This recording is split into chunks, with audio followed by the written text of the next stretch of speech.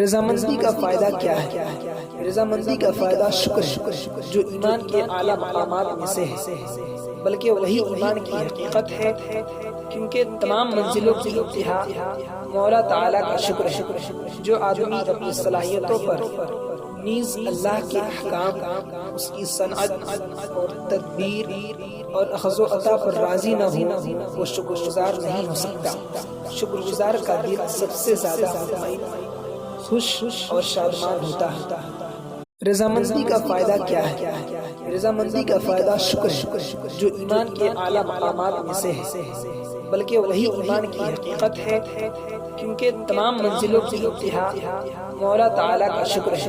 جو آدمی اپنی صلاحیتوں پر نیز اللہ کے احکام، اس کی صنعت اور تدبیر اور اخذ و عطا پر راضی نہ ہو، وہ شکر گزار نہیں ہو سکتا۔ شکر گزار